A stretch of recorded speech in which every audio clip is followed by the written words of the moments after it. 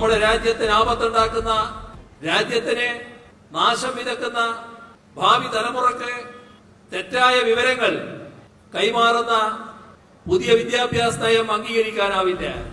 മുഖ്യമന്ത്രി ഇത് പറഞ്ഞത് 8 മാസം മുൻപ് SFIയുടെ അഖിലേന്ത്യാ സമ്മേളനത്തിന്റെ സമാപന ചടങ്ങിലാണ്. വിദ്യാഭ്യാസ മന്ത്രി ഇത് കഴിഞ്ഞും ദേശീയ വിദ്യാഭ്യാസ നയത്തിന്റെയും PM ശ്രീയുടെയും ഗൂഢലക്ഷ്യങ്ങൾ കേരളത്തെ ഉത്ബോധിപ്പിച്ചുകൊണ്ടേയിരുന്നു. നാഷണൽ എഡ്യൂക്കേഷൻ പോളിസിയിൽ ഒപ്പുവയ്ക്കുന്ന പ്രശ്നമേ ഇല്ല എന്ന് നയം വ്യക്തമാക്കി. PM ശ്രീ പദ്ധതിയിൽ ഒപ്പുവയ്ക്കുക എന്ന് പറഞ്ഞാൽ NEPയിൽ ഒപ്പുവയ്ക്കുന്നതിന് തുല്യമാണ്. ഒപ്പിടണോ വേണ്ടതെന്ന് അതാത് ഗവൺമെൻറ്റിൽ തീരുമാനിക്കേണ്ടത്.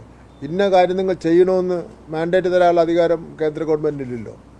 ഒരു ഫെഡറൽ സംവിധാനത്തിൽ കേരള സംസ്ഥാനത്ത് തിരഞ്ഞെടുക്കപ്പെട്ട ഒരു ഗവൺമെൻറ്റുണ്ട്. ആ ഗവൺമെൻറ് നയമുണ്ട്. ഗവൺമെൻറ് മത്സരിച്ചത് ഒരു പ്രകടന പത്രിക മുന്നേ വച്ചുകൊണ്ടാണ്. ആ പ്രകടന പത്രികയിൽ ഈ ദേശീയ വിദ്യാഭ്യാസ നയമൊന്നുമില്ല. അതുകൊണ്ട് അതൊന്നും ഞങ്ങൾക്ക് അംഗീകരിക്കാൻ വേണ്ടി പറ്റില്ല. ഇതേ ശിവൻകുട്ടി ആരും അറിയാതെ, പാർട്ടി അറിയാതെ, മുന്നണി അറിയാതെ അതീവ രഹസ്യമായി പദ്ധതിയിൽ ഒപ്പുവെച്ച ശേഷം കേരളത്തോട് ചോദിച്ച ചോദ്യം ഐതിഹാസികമാണ്. ഈ NEPയിൽ എന്താണ് കുഴപ്പം ഒന്ന് പറഞ്ഞേ. NEPയിൽ എന്താ കുഴപ്പമെന്ന് പറഞ്ഞേ. ഞാൻ എന്റെ അഭിപ്രായം മാറ്റി. ഒക്ടോബർ 24 മന്ത്രി ശിവൻകുട്ടി കേരളത്തോട് ചോദിക്കുകയാണ് NEPക്ക് എന്താണ് കുഴപ്പമെന്ന്. വെറും 3 ദിവസം മുൻപ് ശിവൻകുട്ടിയുടെ പാർട്ടിയുടെ ജനറൽ സെക്രട്ടറി കേരളത്തോട് പറഞ്ഞത് എന്താണ് എന്നറിയാമോ? ഇടതുപക്ഷ ജനാധിപത്യ മുന്നണി ചർച്ച ചെയ്യാൻ പോവുകയാണ്.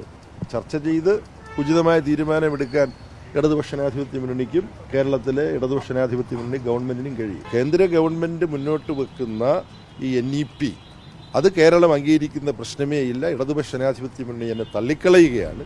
ഈ ഡയലോഗ് അടിക്കുമ്പോൾ MA ബേബിക്ക് അറിയാമായിരുന്നോ കേരളം പദ്ധതിയിൽ ഒപ്പുവെക്കാൻ തീരുമാനിച്ചു കഴിഞ്ഞുവെന്ന്? അതറിഞ്ഞുകൊണ്ട് CPM ജനറൽ സെക്രട്ടറി പ്രസ്താവന നടത്തി കേരളത്തെ കബളിപ്പിച്ചതാണോ? അതോ CPMന്റെ ജനറൽ സെക്രട്ടറി പോലും അറിയാതെയാണോ PM ശ്രീ പദ്ധതിയിൽ പിണറായി സർക്കാർ ഒപ്പുവെച്ചത്? ആരോരും അറിയാതെ പിണറായിയും ശിവൻകുട്ടിയും PM ശ്രീയിൽ ചേർന്നതിൽ CPI നാണം കെട്ടു എന്നാണ് രാഷ്ട്രീയ കേരളത്തിന്റെ ചർച്ചാ വിഷയം. അപ്പോൾ CPM ജനറൽ സെക്രട്ടറിയോ?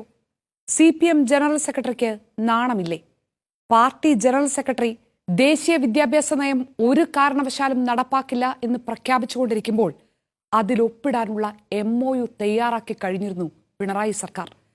3-ാം ദിവസം ആ നയം നടപ്പാക്കേണ്ടത് എങ്ങനെയെന്ന് അറിയാമെന്ന് നിന്ന നിൽപ്പിൽ മലക്കം മറിയേണ്ടി വന്നു ജനറൽ സെക്രട്ടറിക്ക്.